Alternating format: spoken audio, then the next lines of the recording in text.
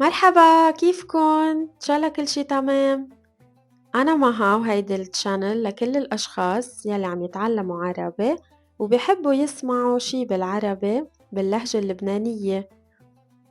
مثل العادة أنا رح أحكي بس بالعربي، فأنتو فيكن تشوفوا السبتايتلز بالإنجليش أو بالعربي إذا بدكن.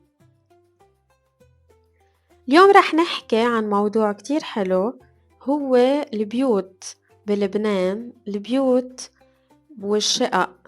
يعني نحن وين منعيش بلبنان، وعادة كيف بيكون بيتنا، كيف شكله بيتنا من جوا، يعني كم غرفة في بالبيت من جوا، وشو هن هيدول الغرف، شو بنعمل بكل غرفة. وكمان رح خبركن اشياء حلوة عن العرب. نحن عادة لما يجي حدا لعنا عالبيت زيارة، شو بنعمل يعني، وين منقعده يعني لوين بناخد هيدا الشخص وبأي غرفة بنقعد معه عادة. اوكي، رح خبركن كل هيدي الاشياء، ويلا جاهزين؟ خلينا نبلش. قبل ما بلش وخبركن عادة نحن بالبيت كم غرفة عنا، بدي قلكن انه اكتر اللبنانية، يعني اكترية الناس بلبنان بيسكنوا بشقق، يعني بشقة مش ببيت. فالشقة عادة بتكون بمبنى وبيكون في كتير شقق، يعني أنا ساكنة هون على الطابق التاني، في عندي جيران، يعني في على نفس الطابق عندي في شقة، وفي شقق تحتي وفي شقق فوقي. هيدي يعني شقة، بينما البيت يعني بيت لحالي متل فيلا يعني. فما رح نحكي اليوم عن الفيلا، رح نحكي عن الشقة. بس بلبنان نحن بنقول بيت، فأنا بقول إنه أنا بالبيت أو عندي بيت، هيدي يعني شقة. أوكي، فأكترية الناس بيعيشوا بشقق، وخاصة بالمدينة. أول شي أكيد لما نحن نفتح الباب ونفوت على الشقة، هيدا اسمه مدخل. مدخل يعني مدخل البيت، محل ما نحن منفوت على البيت. وما رح نحكي كتير عن المدخل هلأ ما في شي بالمدخل، يعني ما في شي مهم. رح نحكي أول شي عن الصالون. الصالون هو غرفة كتير مهمة بالبيت، لأنه عادة لما يجي حدا لعندنا عالبيت زيارة، يعني ضيف، هيدا الضيف لوين بيروح؟ دغري بيروح عالصالون، يعني بيقعد بالصالون. وهيدا هو الهدف من الصالون، يعني نحن بنعمل صالون بس عشان إذا إجا حدا لعنا عالبيت بيقعد بالصالون. فالصالون هو أكبر غرفة بالبيت، عادة غرفة كبيرة، وبتكون عادة كتير حلوة وفيها أشياء حلوة، يعني السوفايات الكنبايات حلوين، طاولات حلوين، وكل شي. ففينا نقول إنه الصالون هو أحلى غرفة. وكمان حد الصالون دغري عادة بيكون في بالكون. بالكون يعني برندا. كمان في ناس بتحب تقعد برا، يعني لما يجي لعنا ناس إذا كان طقس حلو فممكن نقعد برا على البرندة.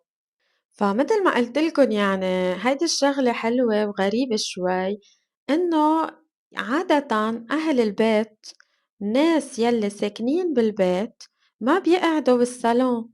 يعني هيدا الصالون بس للضيوف، بس إذا إجا حدا لعنا زيارة بنقعد معه بهيدا الصالون. بس نحنا بالأيام العادية بحياتنا كل يوم ما بنقعد بالصالون. فغريبة إنه يعني أكبر غرفة بالبيت وأحلى غرفة بالبيت ويمكن كمان أغلى غرفة بالبيت هي الغرفة يلي نحنا ما بنستعملها كتير أو ما بنقعد فيها كل يوم. وهيدا الشي بدل قد إيه اللبنانية بيهتموا بالضيوف، يعني أو العرب بشكل عام، العرب بيحبّوا الضيف، ونحن كتير منحب يعني نستقبل الضيوف بطريقة حلوة، عشان هيك منعمل صالون بس للضيوف. فوين لكان نحن منقعد؟ يعني أهل البيت وين بيقعدوا؟ وين بيقضّوا وقتُن أكتر شي بالبيت؟ منسمّي هيدي الغرفة غرفة القعدة، متل اسما غرفة القعدة، يعني محل ما نحن منقعد. فهيدي الغرفة هي أكتر شي منقعد فيها نحن عادةً بالبيت، أوكي؟ وبهيدي الغرفة أكيد في صوفا وفي TV وهيدي الأشيا يعني، أوكي؟ هلأ هون إذا إجا حدا لعندي زيارة حدا قريب منّي مش كتير غريب، يعني ممكن حدا من أهلي مثلًا أختي، بيي أو رفيقتي كتير قريبة منّي، ممكن نقعد بغرفة القعدة، يعني مش ضروري إنه نقعد بالصالون. أوكي، هيدي هي الفكرة، بس إذا إجا لعندي عادةً حدا مش كتير قريب منّي، وخاصةً إذا كان عدد كبير، يعني إذا إجا لعندي كتير ناس، إيه بنقعد بالصالون. بس لازم قلكن لازم خبّركن إنه هيدا الشي شوي عم يتغيّر هلّأ، لإنه هلّأ بلبنان الشقق صارت غالية مش كتير رخيصة. ففي كتير ناس ما عم تعمل صالون أو يمكن بتعمل صالون بس ما بتعمل غرفة قعدة، يعني هيدا الصالون بيكون لأهل البيت لإلنا نحن منقعد بالصالون، وكمان لزوّار يعني للضيوف إذا إجا حدا كمان بيقعد بهيدا الصالون. في كتير ناس هلّأ عم تعمل هيك لإنه ما عم تقدر تشتري شقق كتير كبيرة، فما عم نعمل غرفة قعدة. أوكي، هيدا كان كل شي بالنسبة للصالون وغرفة القعدة. هلأ شو بيكون في عادةً حد الصالون أو مع الصالون عادةً بيكون في غرفة سُفرة، يعني غرفة سُفرة بيكون فيها طاولة وكراسي. وليش في غرفة سفرة حد الصالون؟ كمان نفس الفكرة، يعني إذا إجا لعندي أنا حدا وبدي أعمل غدا مثلا أو عشا، فلازم يكون في طاولة قريبة من الصالون لنقعد وناكل عالطاولة. وطاولة السفرة أو غرفة السفرة كمان عادةً بتكون قريبة من شو؟ من المطبخ، لأنه نحن يعني رح نعمل أكل بالمطبخ وبناخد هيدا الأكل وبنحطّه على الطاولة بغرفة السفرة.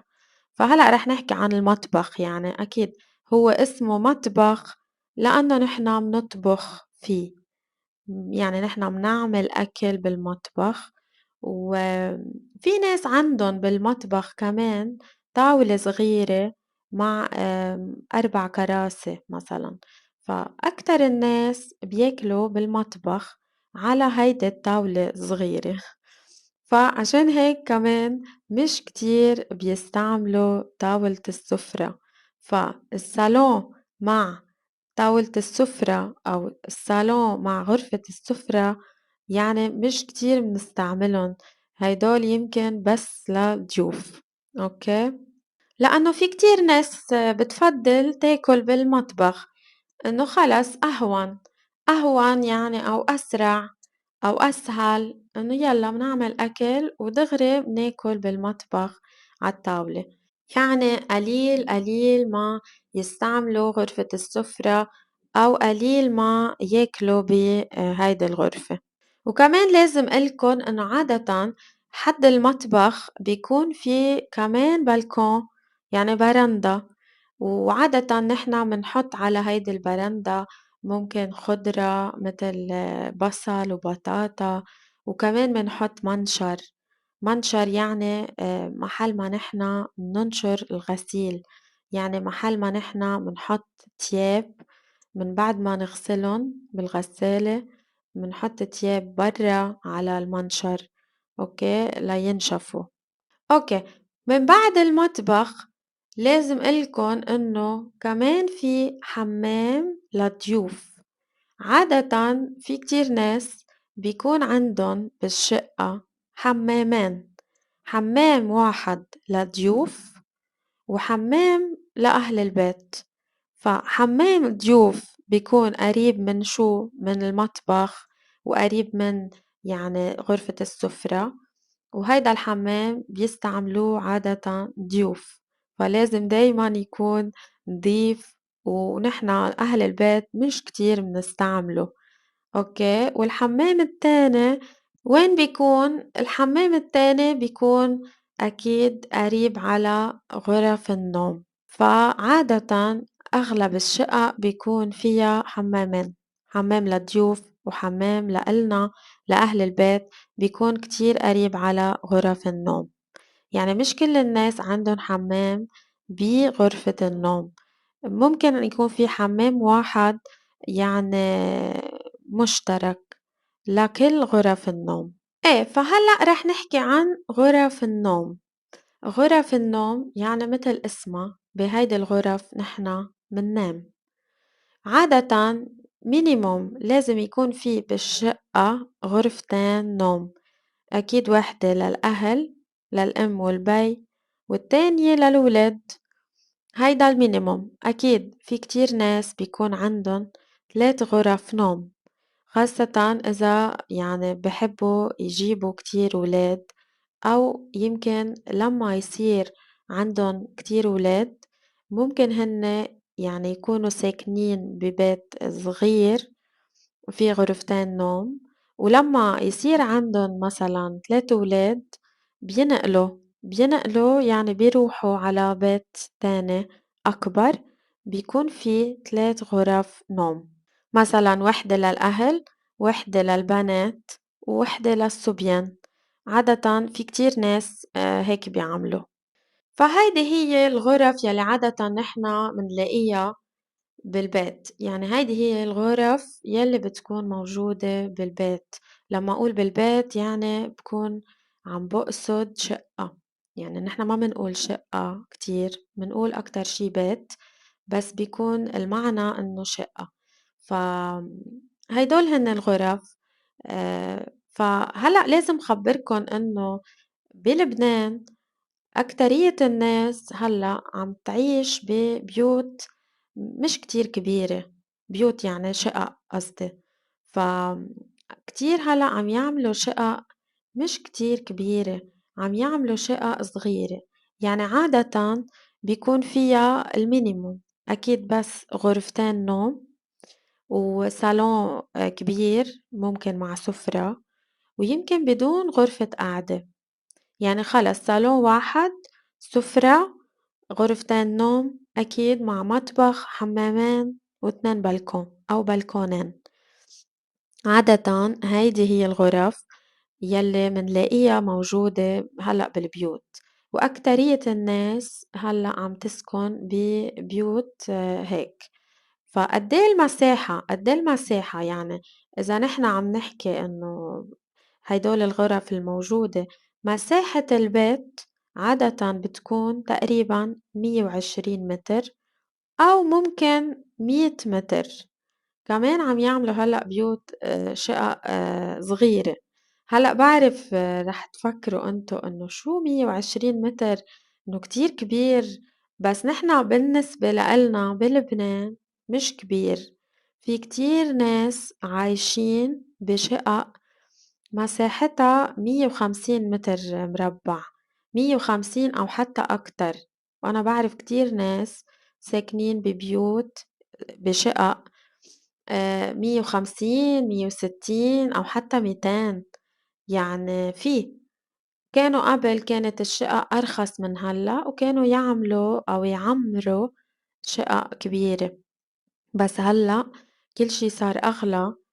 عشان هيك هلأ كتير عم بيعمروا يعني كتير عم يعملوا شقق صغيرة بتبلش يمكن من 90 متر مربع 100 120 أكتر شي هيك 120 متر مربع.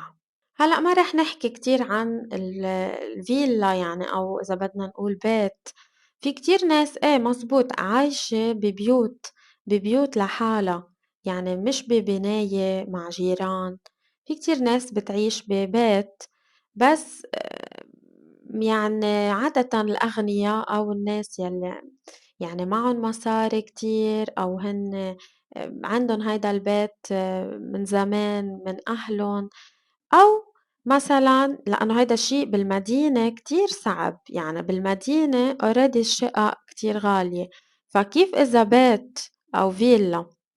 فأكتر شي مين بيعيش ببيت؟